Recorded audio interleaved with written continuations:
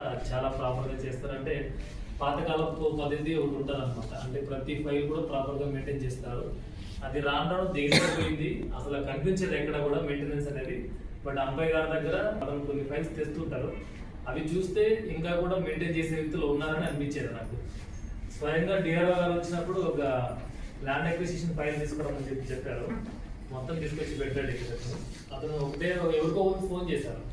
Phone చేసి ఏమన్నారంటే ఇంకా అతను ఫోన్ అందుకోలేదు. ఎవరు సార్ ఎవరికి ఫోన్ చేస్తారంటే, నేను ఇదివరకు నా సర్వీసెస్లో ఇద్దరినే చూశాను రికార్డ్స్ పక్కగా మెయింటైన్ చేసేవాడిని.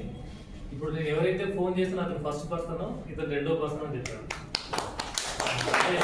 డిఆర్ఆర్ గారి గురించి మీకు తెలిసే ఉంటుంది. ఆయన చాలా అంటే మనకి జస్ట్ 1 month 2 months అయింది, బట్ ఆయన కూడా ఒక సిస్టమాటిక్గా ఉండే అతను కూడా బాగా సర్వీసెస్ చేసి చూసి వచ్చాడు అన్నీ కూడా.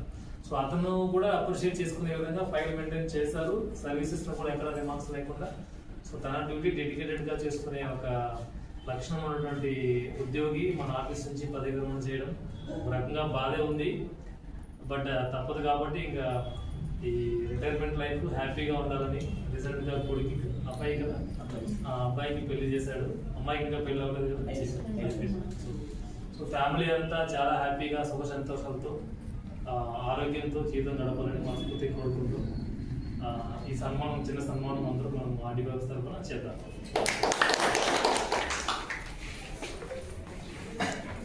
మీరు లేకపోయినప్పటికీ కూడా మాకు ఇప్పుడు ఉన్నటువంటి స్టాఫ్ అందరూ కూడా చాలా కోఆపరేటివ్గా సింగిల్ హ్యాండ్స్తో నాకు ఫోన్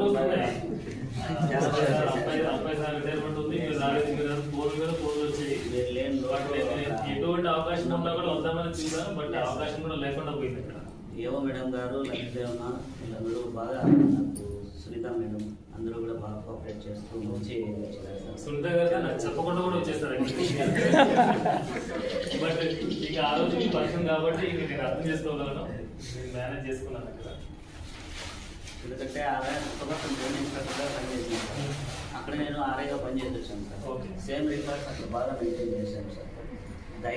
ఇంకొక ఇదేంటంటే మీరు ఇంకొద్దిగా మీకు ఎవరైనా అటాచ్ చేసి ఉంటే మీరు ఏదైతే పద్ధతులు పాటిస్తారో మీ వర్క్ కల్చర్ అనేది వేరే వాళ్ళకి కూడా ఇంపార్ట్ చేసి ఉంటే నెక్స్ట్ జనరేషన్కి అది వచ్చేది. నా మటుకు ఇప్పుడు ఇట్లాగే కంటిన్యూ అవుతుంది అనుకుంటున్నాను సార్. ఎందుకంటే ముకుందాన్ని చూసిన తర్వాత నాకు ఆ నమ్మకం వచ్చింది సార్. సో ఒకవేళ అవసరం అయితే ఎప్పుడైనా మీ అవసరాలు ఏమైనా ఉంటే మీరు ఏమైనా కొన్ని సూచనలు ఇస్తారు కూడా సార్, తప్పకుండా మేము పిలిపిస్తాము. అప్పుడు వచ్చి మీరు మీకున్నటువంటి నాలెడ్జ్ని ఒక సిస్టమ్ని ఇన్కల్కేట్ చేస్తే అది మిగతా వాళ్ళు కూడా స్ప్రెడ్ అయిందంటే మన ఆఫీస్ కొద్దిగా బాగుండే అవకాశం. తప్పకుండా.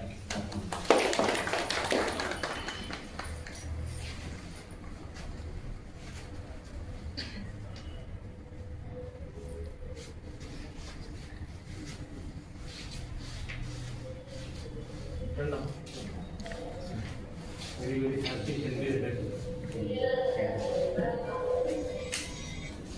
సార్.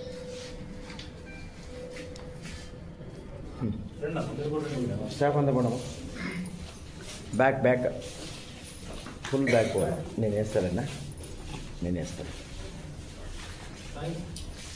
కొంచెం బ్యాక్ పోవాలి సార్. బ్యాక్ రారు మండి.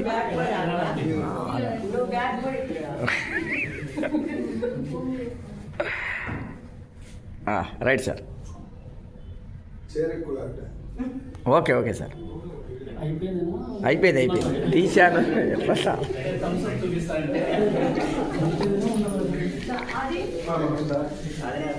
ఇప్పుడు ఎవరైనా పర్సనల్గా ఇచ్చుకుంటే ఇవ్వచ్చు